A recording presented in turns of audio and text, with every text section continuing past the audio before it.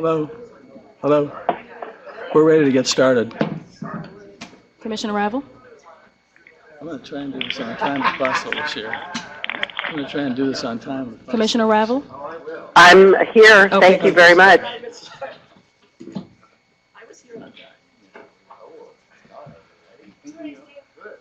Hey, good morning. How are you? Nice meeting you here.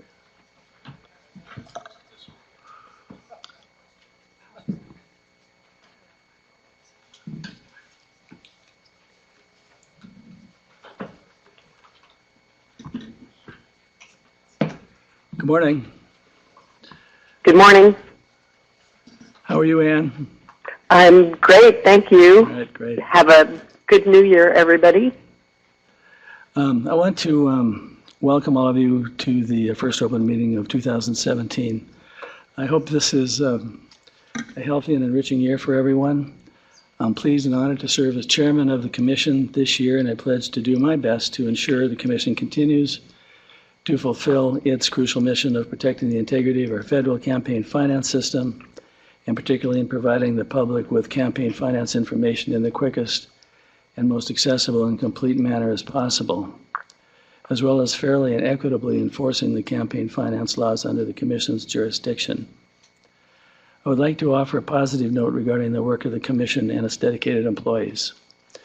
As I'm sure most of you know, the creation of the FEC arose out of the Watergate scandal in the early 1970s, and this agency and the laws it administers have undergone numerous changes over the past several decades.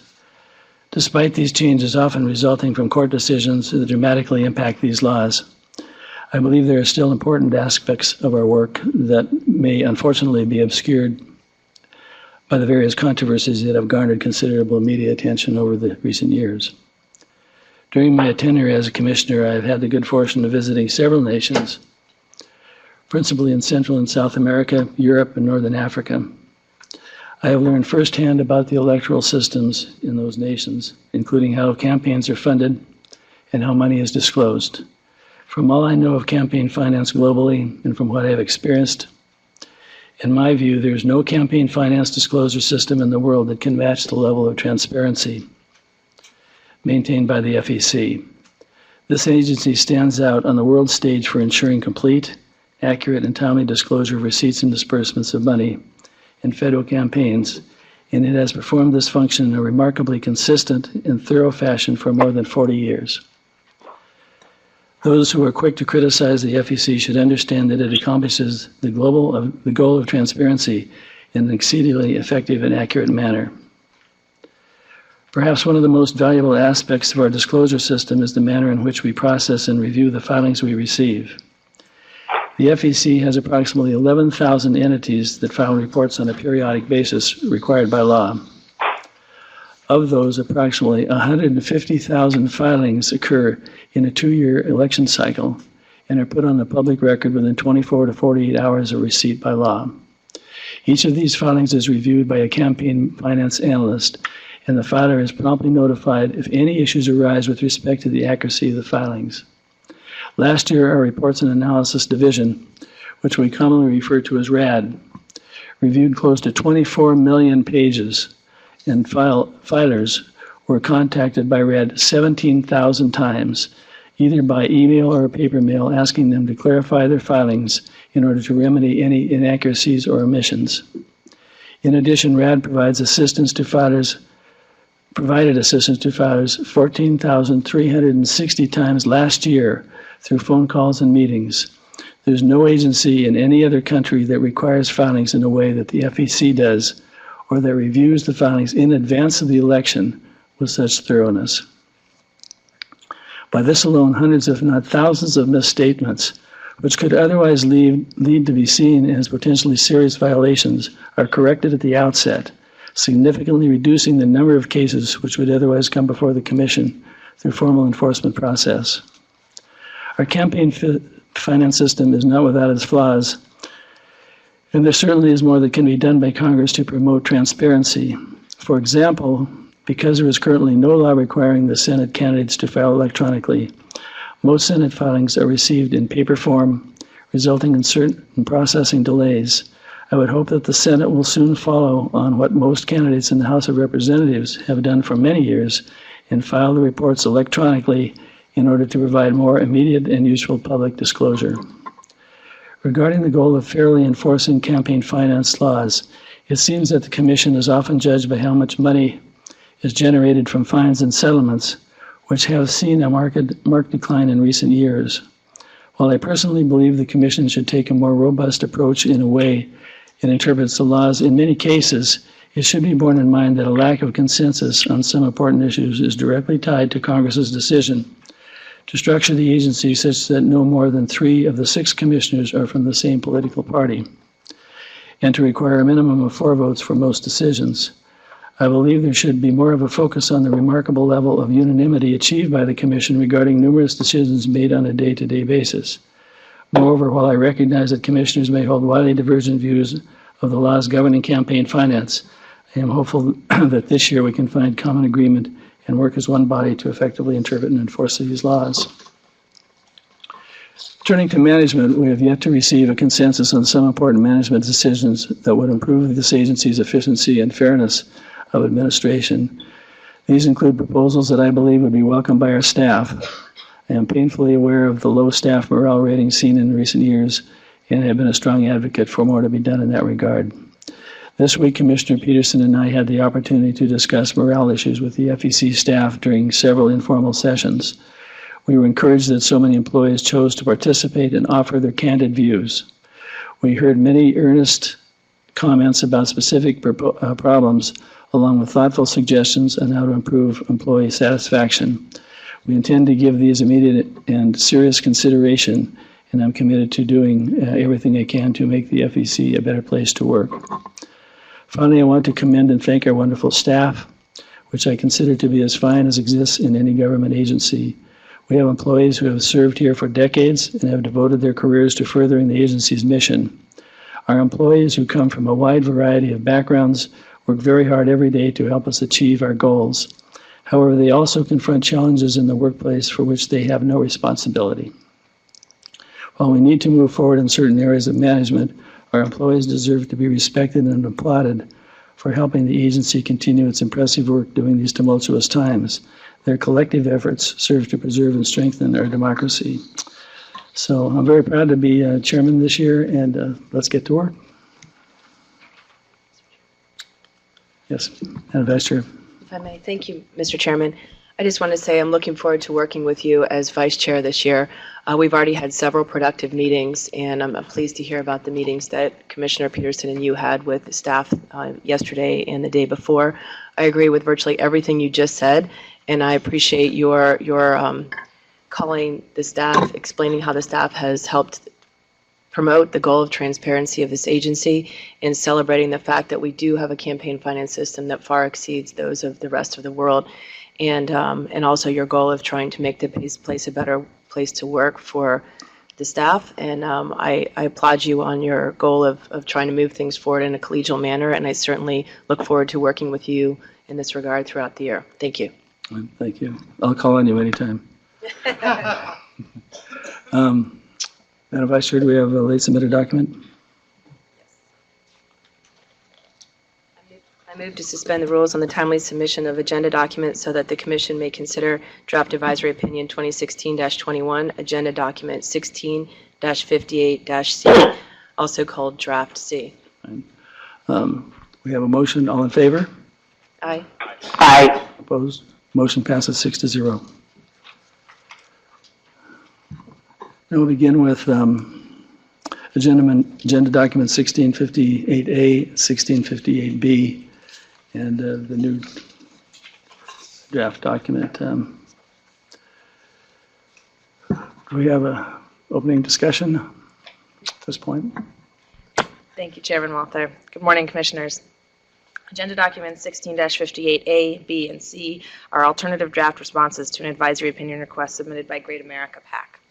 The requester is a non-connected hybrid political committee. It planned to hire individuals and vendors to contact potential voters through phone banks to expressly advocate the election of presidential candidate Donald Trump, and it intends to engage in similar activities in future elections.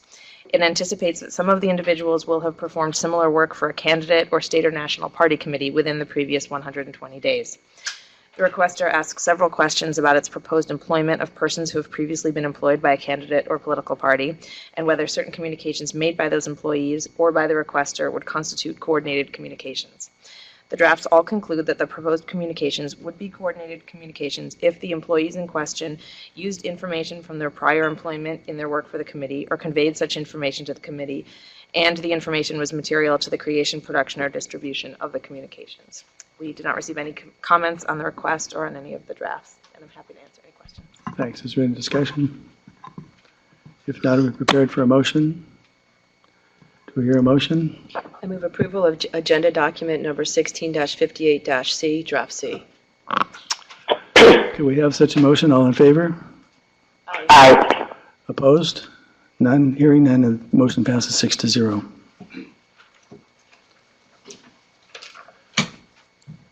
The next matter is Socialist Workers' Party Agenda Document 17-01-A. There's been a request to hold the matter over, and I would propose that we support holding it over until February 23rd, which is the last open session meeting in February, and hopefully that will be enough time to provide a response. Steve, I couldn't hear the last thing. Did you say that we've heard back that that's enough time?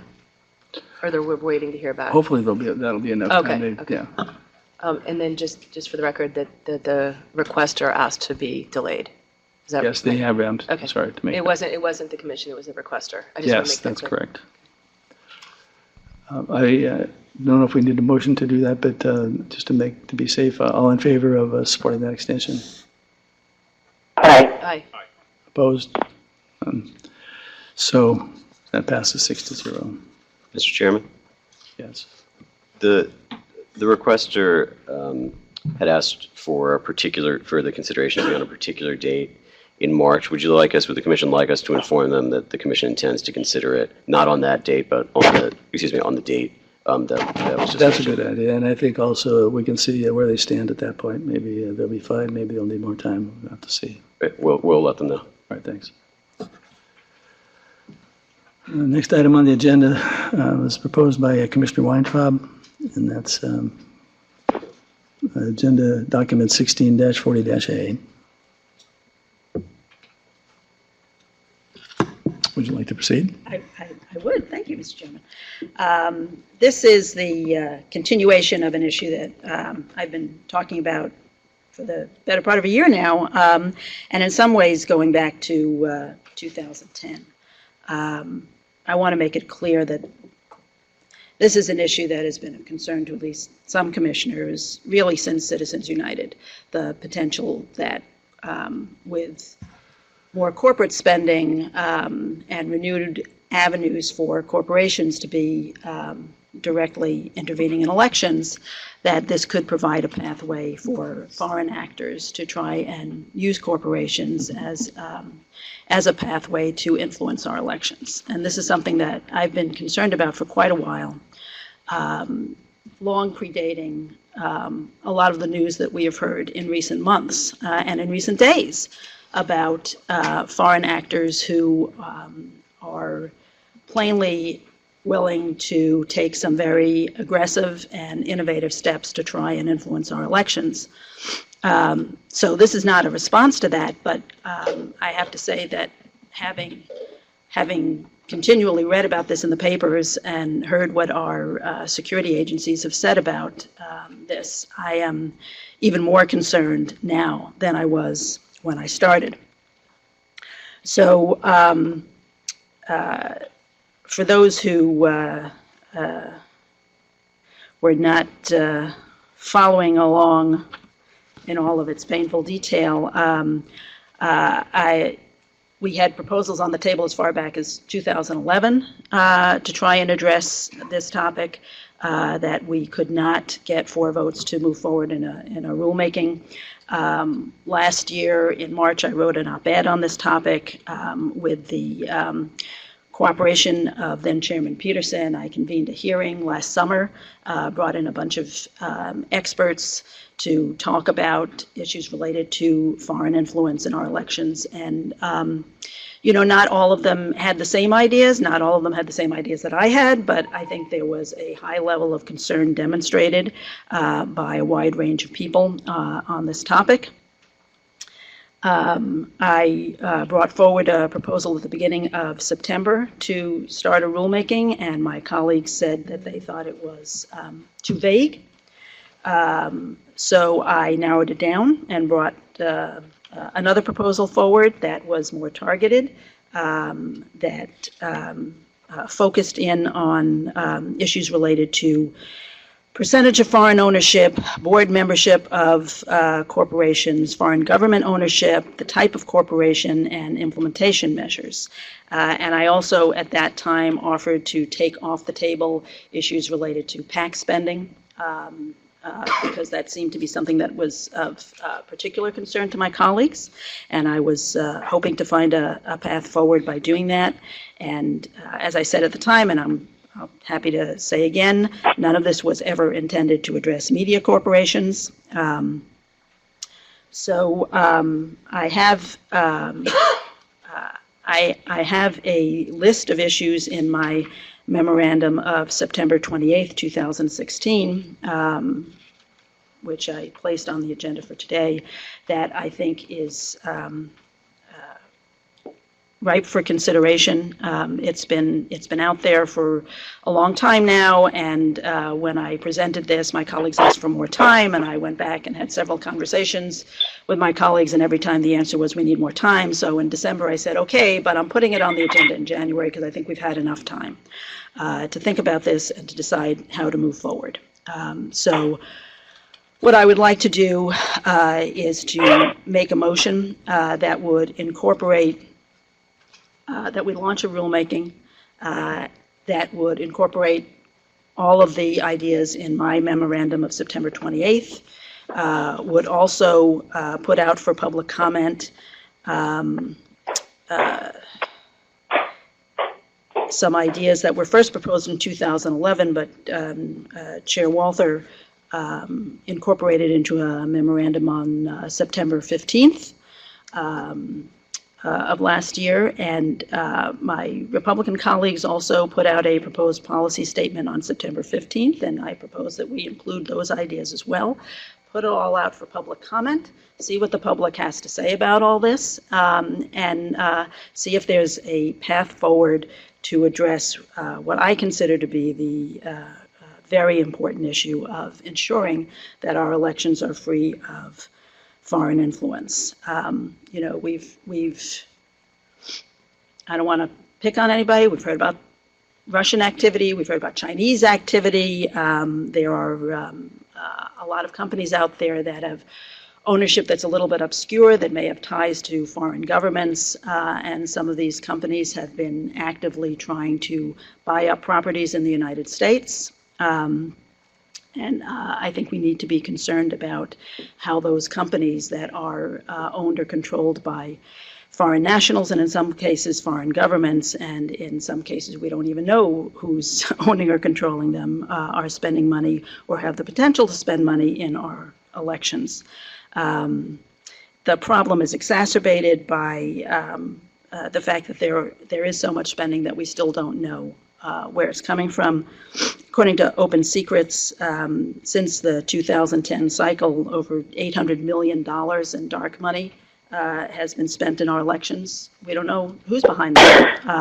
I would prefer to address that topic directly, to tackle dark money and to improve transparency on political spending. But every time that topic has come up, either in the enforcement context or the policy, the rulemaking context, there have not been 4 votes to go forward on that. So I think at a minimum, if we can't figure out everything about the money that's being spent in our elections, we ought to at least take steps to ensure that it's not being spent by foreigners or by companies that are owned or controlled by foreigners. So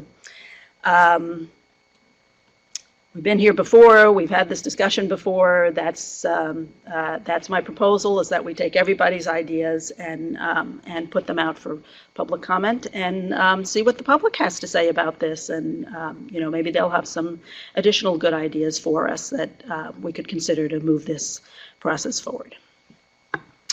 Okay, we have a motion on the table. Any further discussion? Did you make a motion? I described a motion. I am happy to Okay. make Okay, I'm that not motion. suggesting you need to make it right now, right? No, I'm happy to do so. I formally move that we open a rulemaking and that it include, as I said, all the ideas in my memorandum, the chairman's memorandum, my colleague's memorandum, and we put it all out for public comment and have the staff draft appropriate regulatory text to put out for public comment to match up with the ideas in those memoranda and see if we can move the ball forward. Comment? I'm prepared to vote on the motion. Okay, Madam Vice Chair. If there's no other comment, I would No further make a comment? Any comment? Mr. Chair, I think Ann wants to say Oh, excuse me. Hello, thank you, Mr. Commissioner Chair. Go right ahead, If please. there's no other comment, I'm No, I'd go right like to ahead. make a comment. Thank you. I will be supporting the motion, and I think that for us to purely have a discussion regarding these issues that incorporates all of the suggestions from every member of the commission, as well as incorporating what the public believes about these matters and thinks about what would be appropriate in the rulemaking, is really important for us to do. I mean, I don't want to repeat what Commissioner Weintraub has said, but it seems to me that if this commission cannot even reflect on the serious issues that are facing our country in the campaign finance arena, then we are not doing the duty that you, Mr. Chairman, spoke about right in the opening comments about the crucial mission of protecting the integrity of the nation's campaign finance system. So it seems to me that this motion has been significantly narrowed from previous motions that were criticized for being too expansive. And it is a discussion that is a long time coming and really relevant to what we're seeing in the campaign finance arena today. So for that reason, I think we should go forward on the rulemaking. Thank you. Okay, thank you, Commissioner. Any further comment from anyone else? I'll add comment. I'll support the motion. I'd prefer a more detailed motion, but the bottom line is I've been strongly supportive of the issue of trying to get a hold of the campaign foreign investment in our campaigns for some time. I think the matter became much more complicated with the advent of Citizens United because the participation of corporations in our campaign finance scene now is much more complicated because of the various myriad of ways in which corporations can structure themselves, whether they're by equity ownership, voter ownership, subsidiaries, combinations, such that that methodology now is before us in a way that it has not been before. And I think that makes it more difficult for us to actually get a grip on some of the money that's moving through our campaign finance system. So I support that, and if there's nothing further, then we can call for a vote. Okay, all in favor? Aye. Aye. 3 in favor, opposed? No. The record shows that Commissioner Goodman, Commissioner Peterson, Vice Chair oppose it, and I support it along with Commissioner Weintraub and Commissioner Ravel. Mr. Chairman? Yes. I'm going to try an even narrower proposal, see if we can get support for this. I would hope that we would have agreement that we don't want foreign governments meddling in our elections in particular. So I move that we narrow the proposal to just address issues of that are raised in topic number 3 in my memorandum, items 7 and 8, that we open a rulemaking to consider what limits, if any, should be considered on the U.S. election spending of corporations owned in whole or in part by foreign governments or state actors, whether there are permissible levels of ownership by foreign governments or state actors in terms of U.S. political spending, and to consider any arguments that militate in favor of spending in U.S. elections by corporations wholly owned by foreign governments or state actors, and those opposed, and that we hear from the public on this. I think this is a topic that is really of great interest to a lot of people these days, and we just had a determination that the election apparatus is part of the essential infrastructure of our, as seen by our security agencies in our country. I think the way we fund our elections is similarly critical to our democracy, and we ought to take whatever steps we can to ensure that the spending that goes on in our elections is by U.S. citizens and is not controlled by foreign governments. So I'm moving now to open a rulemaking that will only address the topic of preventing spending by foreign government-owned or controlled corporations. Point of order, Mr. Chairman. Yes. That motion was just made. It was part of a larger motion. It failed by a vote of 3-3. I would raise a point of order that that matter has been raised, voted on this meeting, and you cannot address the same issue in the same meeting by making the same motion twice in the same meeting. I'm not, if I might respond. Commissioner Weintraub. It's not the same as as the earlier motion, since the earlier motion considered a great many other topics. And it seems to me that we frequently have situations where somebody says, well, I can't support this part, but I might support that part. So it's just a much narrower version of what was just voted on. It strikes me as completely conceivable, perhaps not likely, but completely conceivable that somebody on the other side of the table might say, well, I don't want to address board membership of the corporation or the type of corporation or whether we want to require verifying CVV codes, but I'm willing to tackle the foreign government issue. That point often arises, Mr. Chairman. Goodman. That argument often arises in bodies. We are governed by Robert's Rules. Robert's Rules has a procedure for taking those matters up separately, where someone might object to one section but another, and that's a motion for division of the question. There is an alternative mechanism which was available, that may have been available, and that was to take up matters seriatim.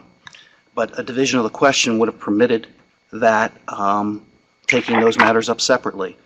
The mover chose not to take that procedural route, so we have now voted on this. This has been defeated, and it is improper. This second motion is improperly placed before the body. Thank you, Mr. Weintraub. Mr. Chairman, I'm really surprised by this because we don't usually do business that way at this commission. I cannot recall anybody ever raising that type of point of order. In the 14 years that I have been on this agency, I have never encountered that. So I will ask our counsel whether the motion is in order or whether I would have to bring it back at a subsequent meeting. But are you that determined to not vote on my motion that... We just voted. Mr. Chairman, this is a chair's call on the Robert's Rules. I'll try and keep control here. What was your comment? This is the chairman's call. Well, I may want to take a look at our parliamentary, but honestly, I didn't have a copy of the motion in front of me at the moment, so are you saying topic 2 and topic 4 are out and topic 3 is in? Yes, it's just on topic 3, Just on topic 3? just on topic 3. And I would like to inquire of our attorneys as to whether there's anything improper about my motion. Okay. And as I said, if it's improper today, could I bring it back at a subsequent meeting? If my colleagues really refuse to vote on it today and they would like me to bring it back at a subsequent meeting, I'll do that.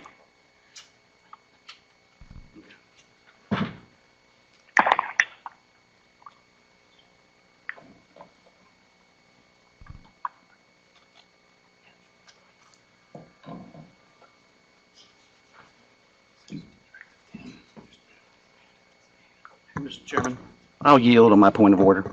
You can proceed to a vote. Okay, But, Mr. Chairman, I do have questions of Commissioner Weintraub. sure. Okay. Commissioner Goodman? I watched Senator McCain's Foreign Affairs Committee hearing, and I watched the nation's intelligence officials present. You said that foreign governments, we've just seen examples of them trying to interfere in our elections. And I listened very carefully for them trying to use the mechanisms that you're trying to address. Have you read the intelligence report issued publicly last week? I have not. I read newspaper reports. Are you aware that it identifies the threats of foreign governments trying to influence our electoral discussion through propaganda and other mechanisms? Do you know what those mechanisms are? Well, Commissioner Weintraub. I'll ask you a question, Commissioner Goodman. Can you Commissioner Goodman. assure the American people that in the $800 million of dark money that has been spent on our elections since Citizens United, that you know for a fact that none of that was owned or controlled by foreign governments? I can assure you that if they did, it was against the law, and that the current law has captured that activity in the past, including the DNC and Clinton scandals of 1996, where people did funnel money through. Some of it was believed to be derived from the Chinese government. And all of those people who remained in the United States were caught and punished under the existing laws that I have voted for. So that's an answer to your question to my question. But do you know what the experts on this subject, our national intelligence agencies, the FBI, the NSA, and others have projected to be the strategies that the Russians and others plan on taking to influence American politics going forward? I can see you have a piece of paper in your hand and you're dying to read from it, I think- Commissioner, so go ahead. No, I take it you don't know. Let's learn. I told you I haven't read the Okay. report. I'm going to ask for this.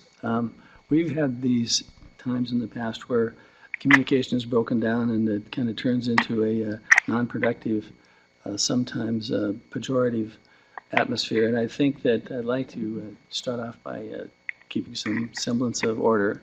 And Commissioner Goodman, would you like to make a further comment, and then we can proceed? I'm sorry, Mr. Chairman, are you saying I cannot ask the move-it questions about the motion I'm pending not on the saying you table? can't, but I think in terms of keeping order, I'd like to just keep order when you do that. Mr. Chairman, do you intend to keep order by recognizing people for questions and answers, or by shutting down questions and answers? Sometimes I do, yes. Okay. Well, our nation's experts have identified the way in which foreign governments intend to continue influencing our elections in the future. It's in this public report. And it's through public media and online communications. Not once has our national intelligence apparatus told us that they intend to do so through the mechanisms that the Chinese tried to use in 1996.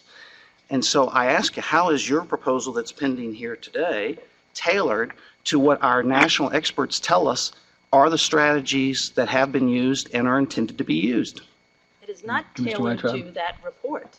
It is tailored to a larger problem, which is A, we know that foreign governments are interested in influencing our elections and are every day coming up with new strategies to do so. And B, we have jurisdiction about campaign finance. There are things that we cannot address, and there are things that we can address. And, I read your proposal that you put out with your colleagues to suggest that, or rather to state that if a domestic subsidiary was wholly owned by any foreign entity, as long as it was based in the United States and had United States-based money and there were United States actors who were at least nominally in charge of the spending, that you were okay with that, even if it was 100% owned by a foreign government. So I don't, I'm seeing some inconsistencies between what I'm hearing you say at the table today and what I read in your proposal. But I'm happy to put all of that out, as I said, for public comment, and let's see what the public thinks about your ideas and my ideas. Mr. Chairman, Commissioner Goodman. I don't see an NPRM as a competition to see what they think about your ideas versus my ideas. There needs to be a demonstrated predicate to show that this is a necessary rulemaking for this body to act responsibly to move forward, where this body identifies a particular need. Now, I would ask, since I believe, and I have voted in the past, on a policy clarifying existing law and the prohibitions of existing law, and I have shown how existing law has been fully adequate to capture, identify, and punish people who try to circumvent those laws, including foreign governments in the 1996 cases, I would ask, where is the factual predicate? Since Commissioner Weintraub, you're proposing that we issue an NPRM calling for a change in existing law, you bear the burden of demonstrating an evidentiary basis that there is need to do this. So do you have an example of a wholly owned U.S. company, wholly owned by a foreign government, that is making contributions or expenditures in our election system today? Commissioner Weintraub. Commissioner Goodman, there has never been a standard in this agency that in order to launch a rulemaking, we have to first amass an evidentiary record. This reminds me of your standard for launching investigations in the enforcement context, where you seem to insist that other people do the investigations and provide us with evidence before we can even launch an investigation. Now we're importing that notion into the rulemaking context. We need to have an evidentiary basis for launching a rulemaking before we can put ideas out for public comment. And actually, I think it is a competition. I think that is part of what the rulemaking process is about.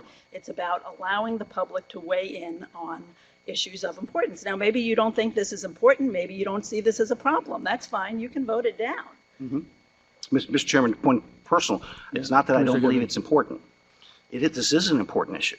My position all along, and we articulated this when we had this vote last year, was that I believe that the existing laws make what you're proposing already illegal and are adequate to capture cheaters. Any further comment, Commissioner Vice Chair? I think this is yet another example of different ways of interpreting the statute. And this one is along with the lines of what Commissioner Goodman was saying. There is a limit on our authority to promulgate rules. Right in FICA, powers of the commission, and it's the previous provision 437D, and now it's 30107A8. Powers of the commission, specific authorities. The commission has the power to develop such prescribed forms and to make, amend, and repeal such rules as are necessary to carry out the provisions of this act. We look at administrative agencies, the bureaucracy, as having limits placed on them by Congress. Our limits are specifically in the statute saying that we may do a rulemaking, but as necessary to carry out the provisions. What Commissioner Goodman is saying, and I agree, is that the burden isn't on the public to prove to you that there's nothing bad going on here. The burden is on us to determine whether some rulemaking is necessary to further the purpose of the act. And as Commissioner Goodman pointed out, there is no evidence that you have said or is in any of the national intelligence reports that a foreign government has tried to undermine our system. And if there is evidence, then we certainly would consider opening up rulemaking. It's a completely different burden of proof, and it doesn't surprise me to hear that your view of the regulatory authority is broad, sweeping, and that, again, the public has the burden of demonstrating that, once again, nothing, no matter what we do, is going to be good enough for you, because you've decided, and you've even stated in the New York Times article that you authored, that this distinction that you describe about taking on Citizens United provides ways to, quote, blunt the impact of the decision that gave corporations the right to spend unlimited sums of money on federal elections. So everybody knows that your grandstanding here is part of an effort to blunt the impact of the United States Supreme Court decision. Commissioner Weintraub. I resent your, That's what you said. I said that. I didn't say that I was grandstanding. That is your very personal attack on me, and I resent that.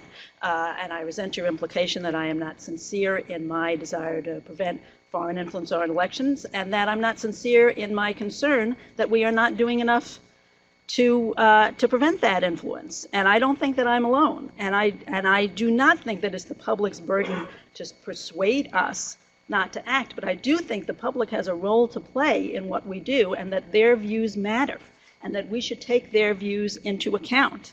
And I think you're, frankly, a little bit afraid to hear what the public comments might be if we were to put this out for public comment. We plainly have a statutory basis to do this. There is a law on the books that prevents direct and indirect foreign influence in our elections. This is a topic that's been discussed at great length in the public arena recently.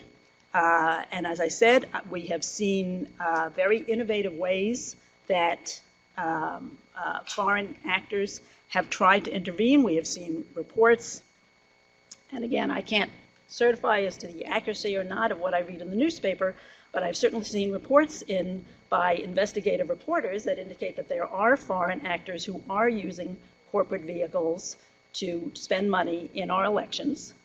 So I'm not making this up out of whole cloth. And we have seen some very aggressive maneuvers by various foreign entities, and I think that we owe it to the public to take on this issue. You don't want to do it, that's fine. I missed the second to the last thing you said. That there. Madam Vice Chair. I'm sorry, Mr. Chairman, sorry about that. I just was reading something when you said the second to last thing, said that there is evidence that foreign nationals have, I just missed what you said. Well, I'm not sure what you're referring to, but what I said was there have been reports that I can't verify from personal knowledge, but there have certainly been reports in the newspapers of foreign actors funneling money through corporate entities to try and influence our elections. That has been reported. Are you talking about the Intercept article? That is certainly an example of that. But is that what you're specifically talking about? That is one specific example, yes. Is there another one? I'm just curious, is there another one? I don't have another one off the top of my head. And we have also seen innovative and aggressive maneuvers by foreign actors to try and influence our elections. And I am concerned that I see no reason other than, whether they have the money to spend in this way, why entities that are not that are plainly interested in trying to influence our elections and are using a lot of other aggressive and innovative tools to do so would not, if we give them the leeway and the opening to do so, also use our campaign finance system to do so. And as I said, $800 million in dark money, and we don't know where it came from. So none of us is in a position to say here at this table today that we can, absolutely guarantee that none of that came from foreign actors. We just don't know where it came from. I'm going to add a comment at this point. I'll support the motion, but I think it's not going to pass, and so it's easy to say support the motion. I really think if we're going to get into this, the other issues that were covered by Commissioner Weintraub would have to be included in order to have a sensible, really a truly sensible approach toward the topic. Board membership is not as important as stock ownership when it comes to corporations. Stock ownership can be in various forms, and it can be indirect, and it can be partially non-voting, and it can be some voting and some not voting on certain topics. So it can be very complex. But the bottom line is who governs the money in a corporation.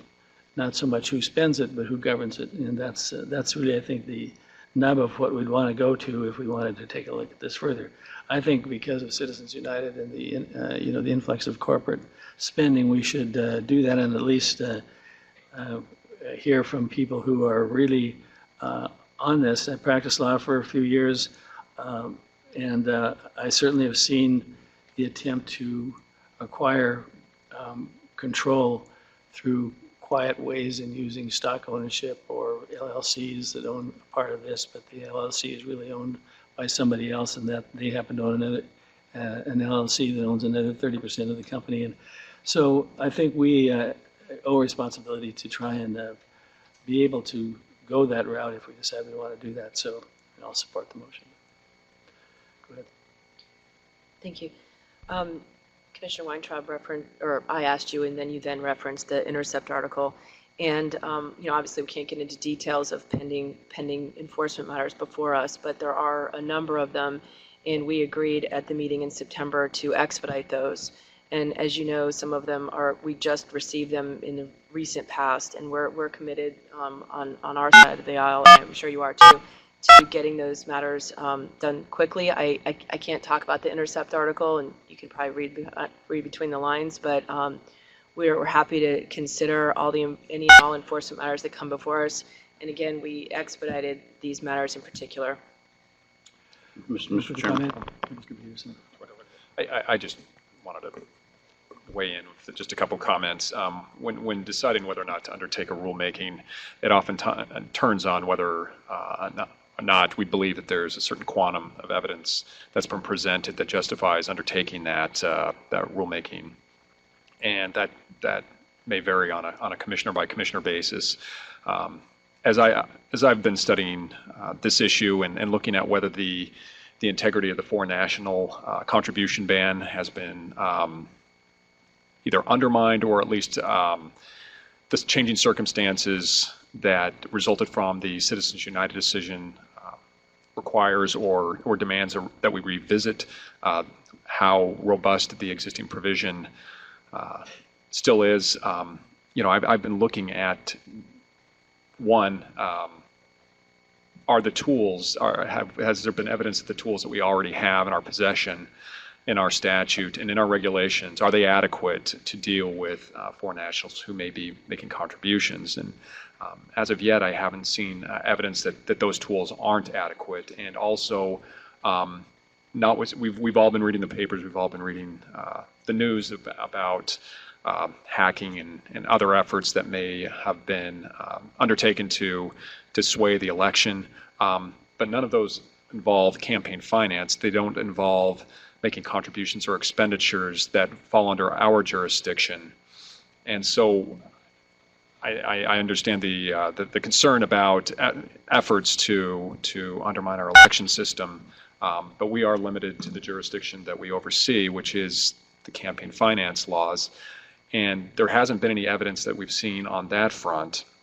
And moreover, there was an interesting, I should mention, the concern that we are considering with respect to the proposal that's before us really does focus on business corporations, many of which are publicly traded, commercial enterprises, and the concerns about whether or not foreign ownership or at least significant ownership of stock in those companies could impact our campaign finance system in some way. Ken Doyle, who's here covering this event, put out an interesting and I think very thoroughly researched article yesterday talking about, and it's titled "Soft Money Era Not Back Yet as Few Companies Contribute." And it goes on to talk about how less than 1% of disclosed contributions to major super PACs have come from publicly held corporations. How I think the estimate is that about roughly 3.5% of money spent in independent spending in the last, I think it mentions in this case, the 2014 election cycle were spent by trade associations or Section 501c4 organizations. And that, just to quote his number, it mentioned that in 2014, only 36 publicly held companies made any contributions to super PACs in the 2014 election cycle, and that amount consisted of $4.6 million in total. In 2016, there were 33 contributions totaling $5.3 million, and it says less than 1% of total super PAC receipts. And just for some sort of context, by contrast, Tom Stair, who was a wealthy donor to super PACs himself, contributed $86.3 million, and Sheldon Adelson contributed $77.7. So at this particular time, the amount of spending by publicly traded corporations, by commercial businesses, has really amounted to just a very, very small amount of the total spending. And so I think that somewhat mitigates the overall concern about whether or not these are now being used to funnel millions upon millions upon millions of dollars into our campaign finance system. Now, that could change. I think that article also talks about how that there were a few companies that did.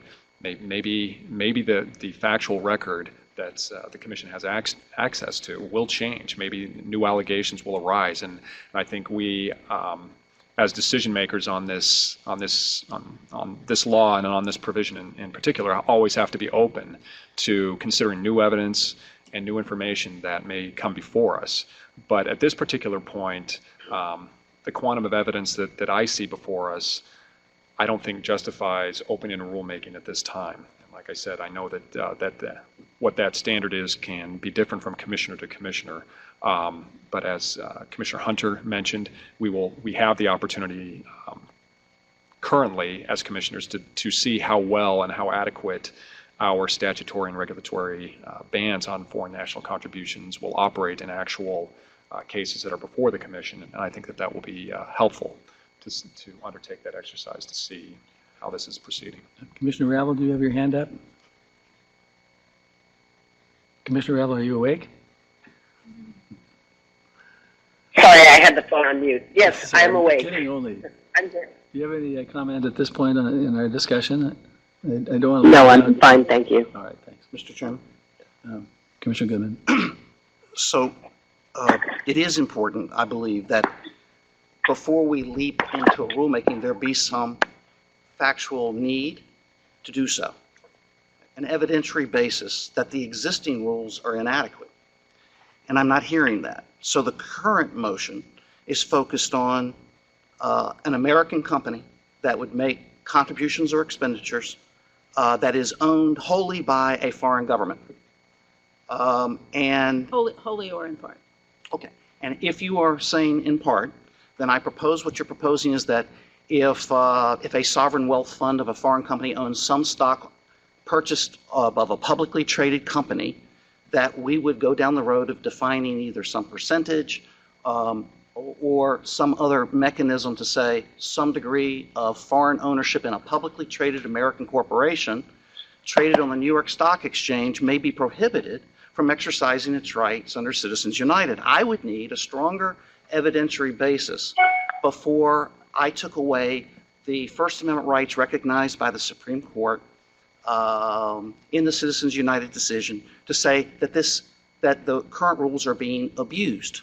But I hear none. And the only example you've given is one article that didn't deal with an American corporation, which happened to be closely held by a foreign government, but by an individual business owner or a small group of business owners who happen to be foreign.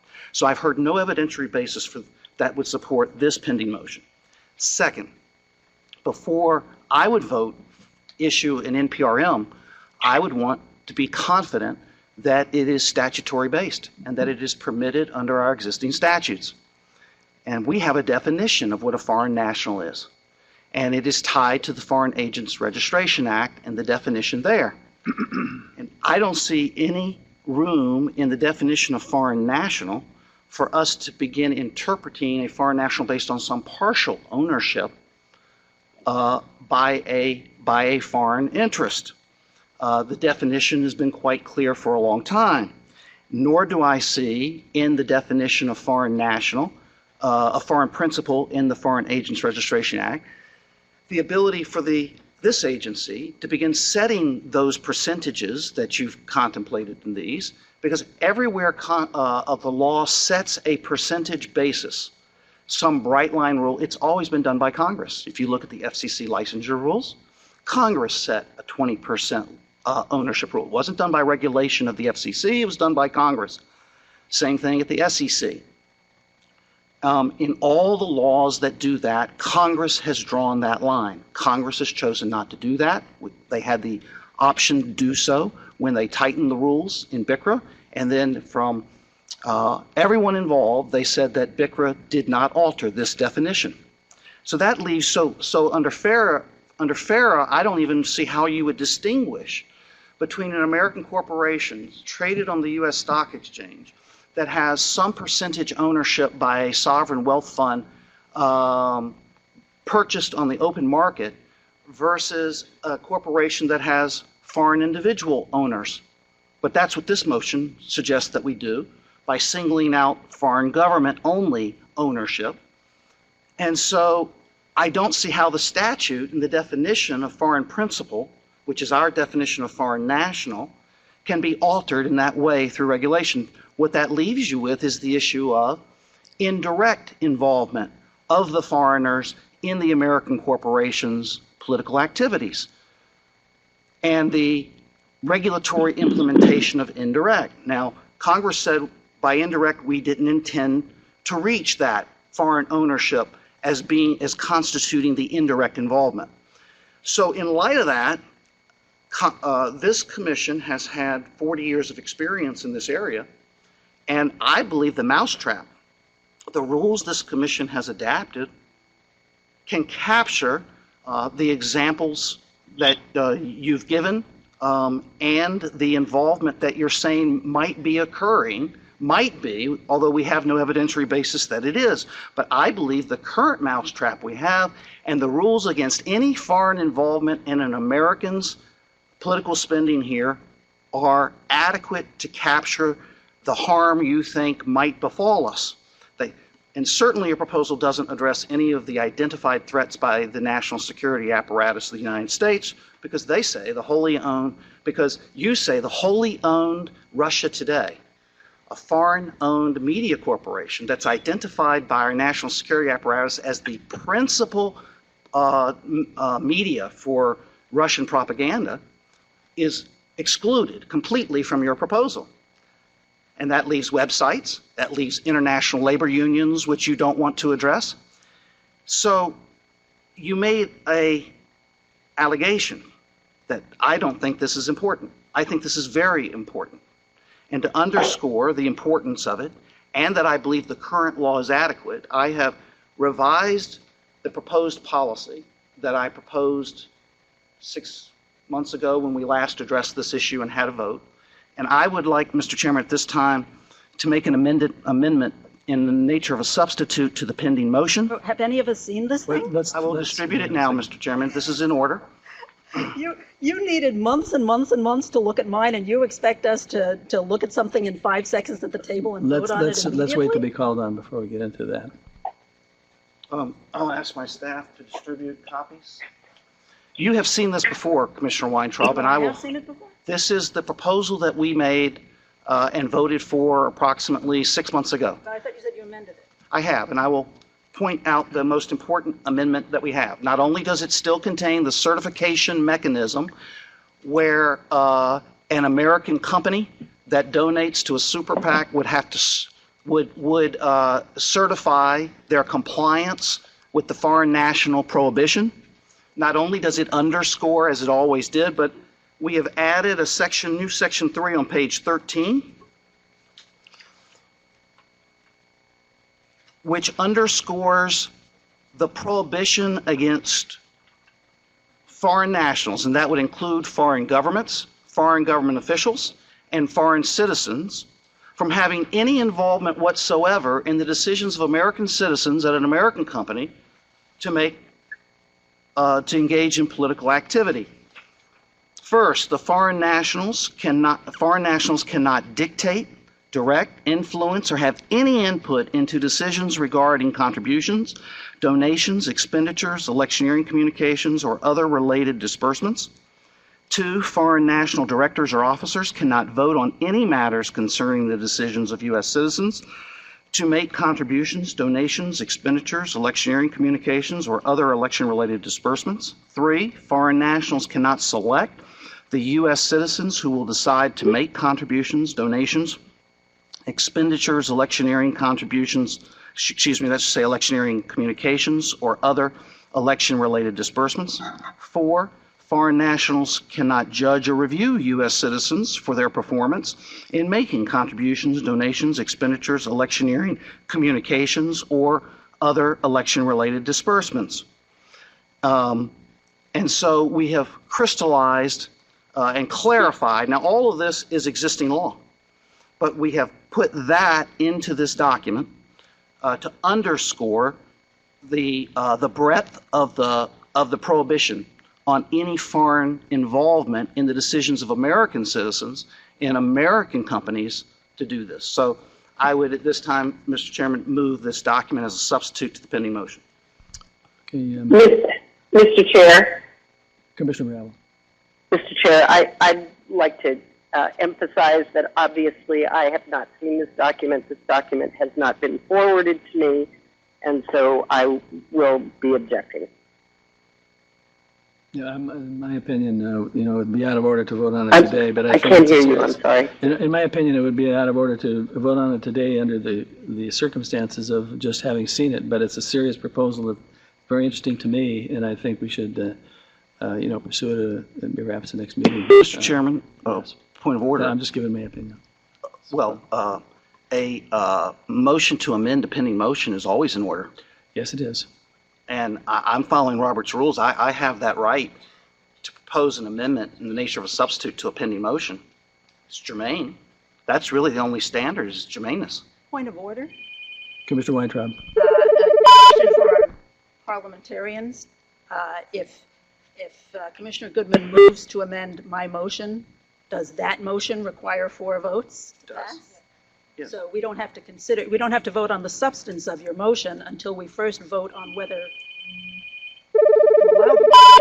to allow the substitute. No, it's a chair's call on whether to call the vote. And it would require 4 votes. No, not to consider it. I expect the chair to give me a vote on my proper motion to amend the pending motion. And at that point, if that fails 3-3, we go right back to your main motion and have a vote on that. I'm interested in hearing from our counsel on this. We'll take a 5-minute recess.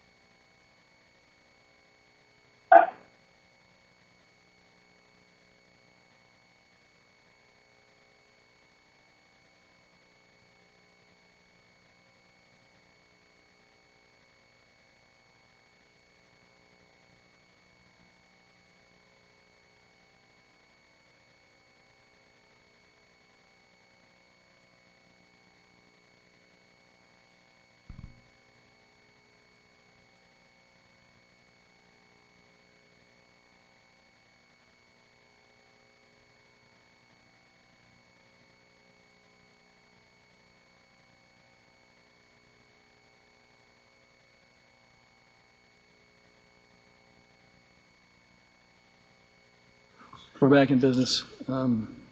Commissioner Ravel, are you with us? Commissioner Ravel? I'm here. Okay. We're back in order. And yes, I think the motion to substitute is entitled to consideration. And at this point, it's available to be voted on if somebody wants to.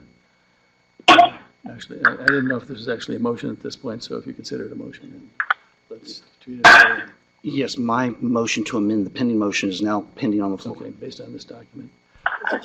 Commissioner Weintraub. A couple of comments.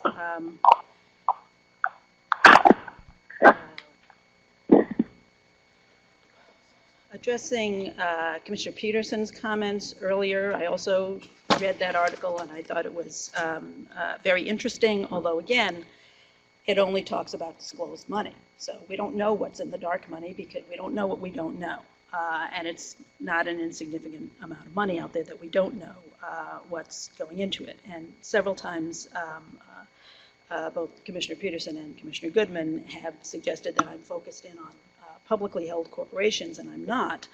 And indeed, that was one of the topics that was brought up at the forum, and it was one of the items that was in my original motion was whether we should, whether and if so, how we should differently address publicly held corporations, privately held corporations, limited liability corporations, and non-profit corporations, and their different ownership and governance structure. And so I'm not, it was never my intent to limit any of my proposals just to publicly held corporations. I'm bemused by Commissioner Goodman's reference to RT. Every time this topic comes up, Commissioner Goodman complains either that I'm trying to regulate the media or apparently that I'm not trying to regulate the media, and either way he has a problem with it. I was trying to take it off the table as a controversial subject that we could still make progress on the overall issue without bogging ourselves down in that. Further, as I said before, my most recent motion is, based on 2 paragraphs in a blue document that's been part of the public record and has been in front of you since September. And on numerous occasions since then, I've tried to engage you guys on this topic, and I kept hearing, we need more time, we need more time, we need more time to discuss this amongst ourselves. And then you show up at the meeting, and in the middle of the meeting, you hand us a document. It's not even on the agenda. We haven't even had the motion. I don't even know. I mean, I guess that's another question for council is, can we vote on a document that is not officially in front of us because it was not made into an agenda document and was not incorporated into our usual motion to consider late submitted documents? This is a super late submitted document. But, I am just, I don't know what to say about commissioners who say they need months and months and months to consider each iteration of my proposal, but they can expect me to vote on literally 2 minutes notice. Here's a document, read this and vote on it right now, right this second. And poor Commissioner Ravel's not even at the table with us, and she doesn't have it in front of her at all. So I don't know how you expect us to, you seem to have a very different standard for how much time you need to consider before you're willing to vote on something, and how much time you think we ought to be willing to have, you're willing to give us before we vote on something. But, on my very brief perusal of this document, of the amended document, and, yes, I've seen some of it before, but not the part that obviously is brand new. It seems that the citations are all to decisions about tax spending, and I was particularly trying to avoid the situation of dealing with tax spending because that money is by definition contributed by U.S. citizens, and when we're talking about corporate spending, that is not the case. And it seems to me that what you're setting up here is, again, a formalistic structure by which a company that is wholly owned by foreigners, foreign nationals, foreign governments, foreign actors, where everyone who is a domestic employee understands that their number one goal is making their parent supervisors happy. And you're setting up some formal structure by which we say that foreign nationals cannot judge or review U.S. citizens for their performance in making contributions, donations, expenditures, electioneering contributions, or other election-related disbursements. But I don't know how, I don't even know what that means, frankly. How do we have jurisdiction to tell some foreign board what they can consider in deciding the compensation package of one of their employees? I don't really understand how this would work in implementation. So I'm happy to consider it further for more than 5 minutes, but on first glance, I think it still raises the same problem that I saw with your original proposal, which I am happy to put out for public comment along with my proposals, and I think it would be very illuminating to hear what somebody besides the 6 of us thinks on this. But it seems to me that it still sets up this formalistic structure where, as long as you've got U.S. citizens who are nominally making the decisions, that you could have a company that is wholly owned by foreign actors engaging in political spending in this country, and you would be blessing that through this policy. So I would not be able to support that. Commissioner Goodman. Yes, Mr. Chairman, responding to some of the points made by my colleague.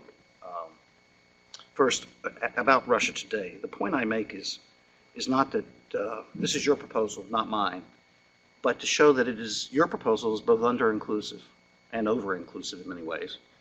And my point is, I'm not proposing that we restrict Americans' access to websites such as WikiLeaks, or that we propose censoring those websites or Russia Today or its website. My point is to show that your proposal, in light of what you claim to be recent revelations, is misdirected. And that raises a question for me of what is the true object of your proposal? And I go back to your point, your position in the New York Times article, which is you're trying to clip the wings and countermand a Supreme Court decision. And you found a mechanism to do that. And I say that because otherwise, if foreign influence were the true objective of your proposal here today, I would expect you to be addressing the issues and mechanisms for influencing American public opinion that have been addressed by the experts in this field. That's the reason I use the Russia Today point, is to show that your proposal is misdirected right now on the strategies that foreign governments are using to influence American elections. Now, That we know about. as to PAC spending, the rules for PAC spending and U.S. Subsidiary companies' direct spending in elections, those rules have been aligned for 30-plus years, because corporations before Citizens United were giving to state and local elections. And so we applied corporate giving rules, including the giving by U.S. subsidiaries of foreign companies. We addressed that using the same regulatory rules that applied to the operation of the SSFs by those companies. Those rules have been aligned. After Citizens United, about probably nearly almost 2 years after Citizens United, 18 months after it, this commission voted by a vote of 5-1, and you voted to apply that this paradigm in this policy to direct contributions by a U.S. subsidiary, TransCanada Keystone Pipeline GP, owned by Canadian TransCanada, to state elections in Nebraska. And this rule, this mousetrap, this implementation of the statutory prohibition was adequate after Citizens United for direct contributions by a U.S. subsidiary. So this is not just for the first time setting up a structure. This, you referred that I was setting up a structure, some formalistic structure. I'm not setting it up. I'm clarifying its application in the context post-Citizens United to federal elections, that we take the rules that apply to SSFs, we take the rules that apply to U.S. subsidiaries' donations to state and local candidates, and we simply apply all of those prohibitions and the structure in place to capture circumvention of those prohibitions to the same types of expenditures in connection with federal elections. That's what this does. And so, and what this amendment to our prior proposal does is it teases out from the precedent before this body over the last 30 years the extent of the prohibitions that have been applied to the involvement of foreign nationals in the decisions of U.S. citizens. Mr. Chairman, Thank you. Further comment? Commissioner Weintraub. And all I have to say to that is that my suggestion is that these restrictions are not adequate, and that's why I can't support it. Any further comment, Commissioner Ravel? No, thank you very much, Mr. Chair. You know, I will. I'm not going to support it today, but I'm certainly open to supporting it at a later time. This is a very constructive approach, and sometimes you have to make compromises. So we'll just have to see as we go along whether or not we have some cases before us coming up in the next few months, and certainly in the past we've said that's a good springboard to rulemaking, and let's see where it takes us. Somebody to call for a vote. All in favor of the substituted and by the way, do we need to give this an agenda item, or agenda document, or how does that work for the record? Mr. Chairman, I don't think you need to give it an agenda document number, but I do think that we need to accept it for public consumption because we've shared it at this point, and it was not a part of the agenda. Yes, I understand that. Okay, so it will be considered immediately available to the public? Correct. Yeah, of course. All in favor of the unmarked, newly received, substituted document? aye. Aye. In favor, all opposed? No. No. Okay, let the record show that the those in favor are the Vice Chair Hunter, Commissioner Goodman, and Commissioner Peterson, and those opposed are Commissioner Ravel, Commissioner Weintraub, and myself. Now, I think we're having next Back to before my us. motion. The next motion before us is the one made by Commissioner Weintraub. Are we ready for a vote on that? Are we done with this debate? Probably so. All in favor of Commissioner Weintraub's motion? Aye. Aye. Aye. All opposed? No. The vote is in the reverse. I voted in favor, Commissioner Ravel and Commissioner Weintraub voted in favor, and against the Vice Chair, Commissioner Goodman and Commissioner Hunter. Excuse me, and Commissioner Goodman. Did I miss one? Commissioner Peterson. I think I got them all. A couple of them twice. That's the end of this agenda item. The only item left, I think, I guess, is to approve our